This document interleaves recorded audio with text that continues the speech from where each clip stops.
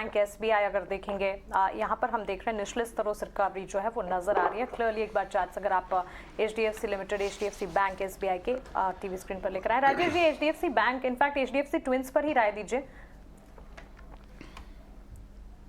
तो मानसी देखिए, जो करेक्शन हमने देखा बैंक में स्टॉक में अब अपने 50 डे मूविंग एवरेज के नीचे फिसलते हुए दिखा है।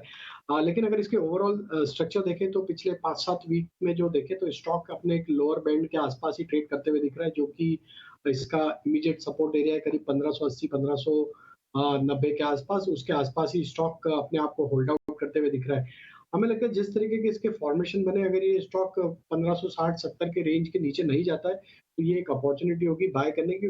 काफी समय से स्टॉक में एक रेंज बाउंड कंसोलिडेशन एक्यूमुलेशन देखने को मिला है, और अगर ये लेवल इस वोलेटिलिटी में नहीं टूटते तो हमें लगता है there is a high probability कि एचडीएफसी बैंक में एक अच्छा पुल बैक यहाँ से बनते हुए दिखे, जो कि स्टॉक को वापस से 1640 1650 जो कि इसके हायर साइड पे एक रेजिस्टेंस है वहां तक ले जाने में कामयाब होते हुए दिखेंगे। तो यहाँ पे बाय करने की सलाह। स्टॉप लॉस जो होंगे वो स्ट्रिक्ट स्टॉप लॉस फॉलो करने होंगे 1575 के आसपास।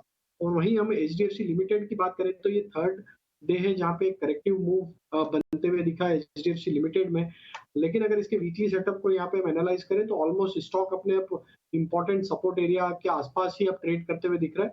तो यहाँ पे भी रिस्क टू रिवॉर्ड के हिसाब से ये स्टॉक भी एक अट्रैक्टिव लेवल पे अवेलेबल है नियर टर्म सेटअप के हिसाब से। 2580 इसके लिए इंपॉर्टेंट लेवल है। अगर ये लेवल नहीं टूटते हैं तो यहाँ पे भी एक प्रोबेबिलिटी है कि ये स्टॉक एक पुल बैक दिखा सकता है। और पुल बैक में स्टॉक अगर 2680 2700 की तरफ यहाँ पे बढ़ते हुए दिख सकता है, वो लेवल पे हमें लगता है कि वहां प्रॉफिट बुक करें जो अभी करंट लेवल पे बाय कर रहे हैं। ऑलराइट, ठीक है, ये तो आपने एचडीएफसी ट्विंस पे रिएक्शन दिया। बैंक्स में भी रिकवरी है और इनफैक्ट एनबीएफसीज में भी आपको अच्छी एक रिकवरी दिख रही है। अब इस बीच हमारे साथ संजीव, पता नहीं लेकिन रिकवरी 170 पॉइंट की रिकवरी नीचे से हुई है।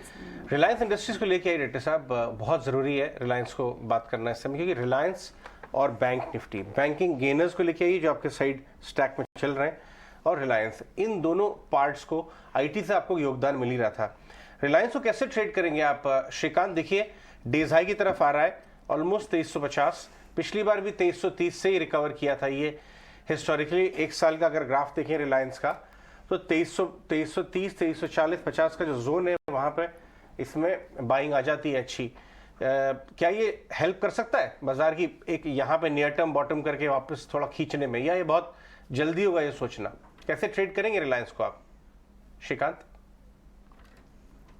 बिल्कुल। तो अजय जी, कई बार इसने 2300 2320 के करीब आने के बाद एक अच्छी रिकवरी बनाई है, और इस बार भी जैसे आपने बताया कि पिछले इनफैक्ट मैं कह सकता हूँ 7-8 महीने से जितनी बार भी ये 2300 के करीब आया था उसके बाद इसने ऑलमोस्ट 2700 2650 तक की रैली की थी। और इस बार भी मुझे लग रहा है कि इम्पोर्टेंट सपोर्ट के करीब है। ऐसा हो सकता है कि शायद मार्केट में वीकनेस है तो ये 2300 के लेवल को ब्रेक करने के बाद शायद थोड़ा और गिरे, लेकिन ये शॉर्ट लिव्ड हो सकता है। इन लेवल्स के करीब based on oscillators and based on overall it's price pattern मुझे लगता है कि एक रिकवरी बनेगी और ये स्टॉक वापस 2450 के लेवल्स मिनिमम दिखा सकता है। तो करंट लेवल से अगर पोजिशनल व्यू हो तो बिल्कुल लॉन्ग करके रिकवरी में बैंक